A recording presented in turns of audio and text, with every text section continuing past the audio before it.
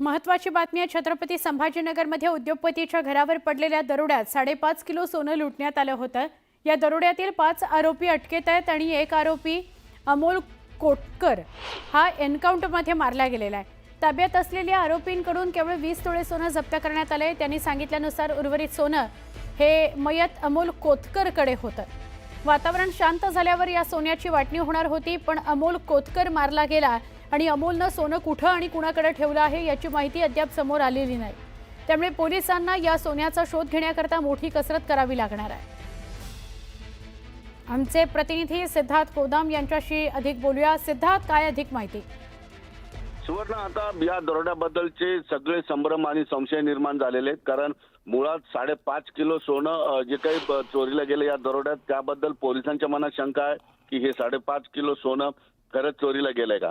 दुसऱ्या बाजूनी पोलिसांनी आता त्या प्रकरणातील 5 आरोपी ताब्यात घेतलेले आहेत आणि एका आरोपीचा जो आहे सुनील कोतकरचा एन्काउंटरमध्ये मृत्यू झालेला आहे। एकंदरीतच 5 आरोपींनी कबुली दिलेली की त्यामध्ये सोनं किती आहे हे माहीत नाही, 5-5.5 किलो असावा असं त्यांनी अंदाज व्यक्त केलेला आहे आणि ते सोनं सगळं जो मयत अमोल आहे त्याच्याकडे ठेवण्यात आलं होतं आणि वातावरण शांत झाल्यानंतर त्याची वाटणी होणार होती अशी कबुली ताब्यातील आरोपींनी दिली। एकंदरीतच आता ज्याच्या ताब्यामध्ये सोनं होतं ते त्याचाच मृत्यू झालेला आहे। मग आता हे सोनं आहे कुठं आणि खरंच हे सोनं एवढं 5.5 किलोचं सोनं दरोड्यामध्ये चोरीला गेलंय का? मग चोरीला गेला असेल तर अमोल कोतकरकडे हे सोनं आहे का आणि हे सोनं आता कुठं आहे? या सगळ्या जटिल प्रश्नांची उत्तर आता पोलिसांना शोधायची आहेत। एकंदरीतच ज्याच्या घरात दरोडा झालेला आहे तो मीडियाच्या समोर यायला तयार नाही किंवा पोलिसांना तो संभ्रम निर्माण करतो, असं एकंदरीतच या दरोड्याबद्दल एक संभ्रम निर्माण झालेला आहे। आता याच्या तपासामध्ये पोलीस एका अंतिम टप्प्यापर्यंत कसं पोहोचतील हा एक मोठा प्रश्न आहे। नक्की सिद्धार्थ, धन्यवाद आपण माहिती दिलीत त्याबद्दल।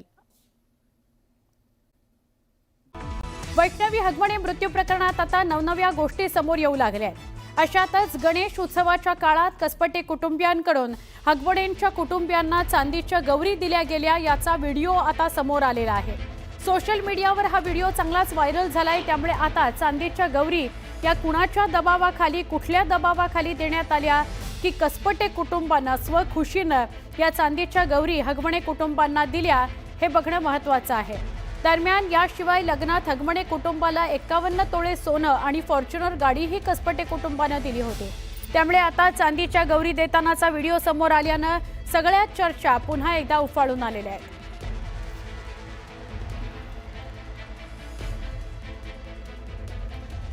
चांदीच्या गौरी कसपटे कुटुंबानं हगवणे कुटुंबाला दिल्या त्याचा व्हिडिओ समोर आलेला आहे। याच त्या गौरी आहेत ज्या गणपतीमध्ये कसपटे कुटुंबानं हगवणे कुटुंबाला दिल्या। आमचे प्रतिनिधी गोविंद वाकडे यांच्याशी आपण बोलूया। गोविंद, पहिल्याच दिवशी काय काय दिलं गेलं, काय काय मागितलं गेलं याचं एक ग्राफिक्सच आपण आपल्या प्रेक्षकांना दाखवलं होतं की आत्तापर्यंत किती गोष्टी दिल्या गेलेल्या आहेत कसपटेंकडून आणि त्याचाच हा एक व्हिडिओ, एक पुरावा समोर आलाय, काय सांगाल? सुवर्ण, खरं तर या सगळ्याच प्रकरणाचा गुंता अधिक वाढताना दिसतो आहे। हगवणे चे जे वकील आहेत त्यांनी काल प्रश्न उपस्थित केल्यानंतर खरं तर कसपटे कुटुंबियांनी जे हुंडा म्हणून वस्तू दिल्या होत्या ते त्यांनी मागितल्या होते। कसपटे कुटुंबियांनी कालच स्पष्ट केलं, नवे त्यासाठी ते रुसून बसले होते, त्यांनी हट्ट धरला होता। एवढंच नाही तर 2 कोटी रुपयाची जमीन खरेदी करण्यासाठी म्हणून 2 कोटी रुपयाची देखील मागणी केल्याचा आरोप कसपटे कुटुंबियांनी केला होता। आता जो हा व्हिडिओ आता व्हायरल होतोय त्यामध्ये जी करिश्मा हगवणे आहे, वैष्णवीची नणंद, ती स्वतः या चांदीच्या वस्तू घेण्यासाठी, गौरी घेण्यासाठी म्हणून कसपटेकडे आली होती असं या दृश्यांमध्ये दिसते। अर्थातच यासाठी म्हणून हगवणे कुटुंब किंवा सासरची मंडळी अडून बसली होती हे आधी देखील कसपटेंनी स्पष्ट केलं होतं। त्यामुळे जो काही हुंडा दिल्या गेला किंवा ज्या काही वस्तू दिल्या गेल्या त्या नाईलाजाने दिल्या गेल्या आणि सासरी मंडळी जी आहे ते मागणी करत होती म्हणून दिल्या गेला असं कसपटे कुटुंबियांनी म्हटलंय। त्यामुळे याची आता चौकशी पोलीस करणार आहेत। 7 किलोचे एकूण भांडे होते या चांदीच्या गौरी सोबत आणि ते पोलिसांनी जप्त केलेले आहेत पिंपरी चिंचवड पोलिसांनी आधीच मुद्देमालामध्ये।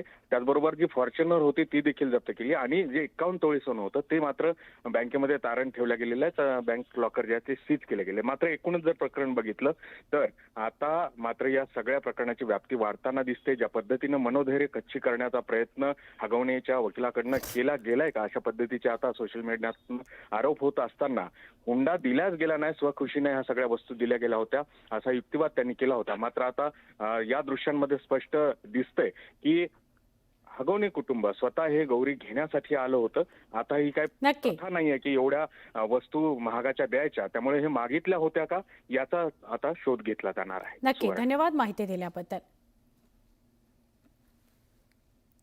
वैष्णवी हगवणे मृत्यू प्रकरणी आता तिच्या सासरच्यांनी वैष्णवीच्या चारित्र्य हननाला सुरुवात केलेली आहे. तिच्या चारित्र्यावर शिंतोडे उडवायला सुरुवात केलेली आहे. वैष्णवी कुणा एका व्यक्तीसोबत चॅट करत होती असा दावा आरोपी हगवणे यांच्या वकिलांनी केलाय. वैष्णवी ज्या व्यक्तीशी चॅट करत होती त्याच्याशी भांडण झालं असेल, त्याच्या नैराश्यातून वैष्णवीनं टोकाचं पाऊल उचललं असेल असा दावा आरोप हगवणे यांनी वकिलांनी केलेला आहे.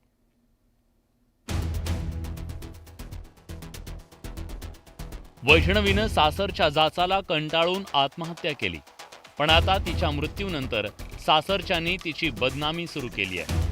वैष्णवीच्या मृत्यू प्रकरणी पोलिसांनी वैष्णवीचा पती, सासू, सासरे, दीर आणि नणंद यांना कोर्टात हजर केलं. पण पहिल्याच सुनावणीत आरोपी हगवणेच्या वकिलांनी वैष्णवीच्या चारित्र्यावर संशय व्यक्त केला.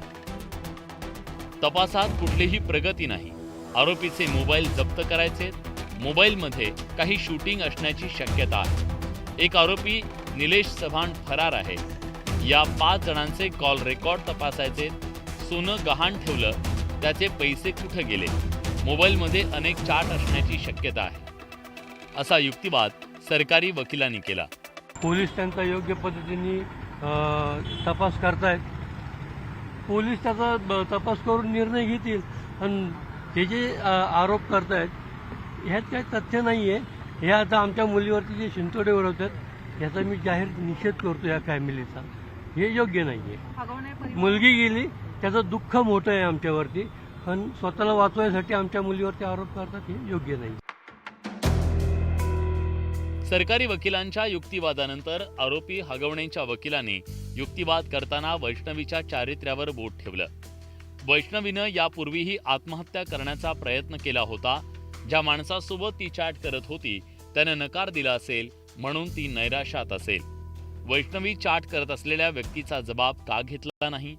कदाचित त्या व्यक्तीशी तिचं भांडण झालं असेल म्हणून तिनं हे टोकाचं पाऊल उचललं असेल. 49 लाखांची गाडी दिली गेली असं फिर्यादी सांगतायत. पण हगवणेंकडे आधीच 5 कोटी रुपये किमतीची वाहनं आहेत. वैष्णवीनं अनेकदा आत्महत्या करण्याचा प्रयत्न केला होता असा धक्कादायक युक्तिवाद हगवणेंच्या वकिलांनी केला. कुणाचं कॅरेक्टर असॅसिनेशन नाहीये. आमचं म्हणणं एवढं आहे की वैष्णवीचा जो काही मृत्यू झालेला आहे त्याचा खरा कल्प्रिट कोण आहे, खरा दोषी याच्यामध्ये कोण आहे हे शोधलं पाहिजे पोलिसांनी प्रामाणिकपणे तपास करून.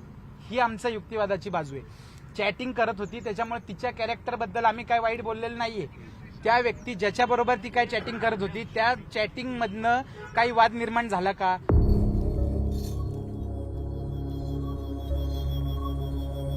वैष्णवीच्या आत्महत्येनं सगळं समाजमन हेलावून गेलंय. हगवणे कुटुंबाकडून तिचा अतोनात छळ करण्यात आला. आत्महत्येपूर्वी तिला मारहाण करण्यात आल्याचं पोस्टमॉर्टेम रिपोर्टमधून उघड झालं. एकीकडे रोज हगवणे कुटुंबाच्या छळाच्या कथा समोर येत असताना आता बचावासाठी हगवणेंकडून वैष्णवीच्या चारित्र्यावर सवाल उपस्थित करण्यात आले. आरोपी हगवणेंचा पुन्हा एकदा त्यामुळे बुरखा फाटलाय. अभिजित पोते, न्यूज 18 लोकमत, पुणे.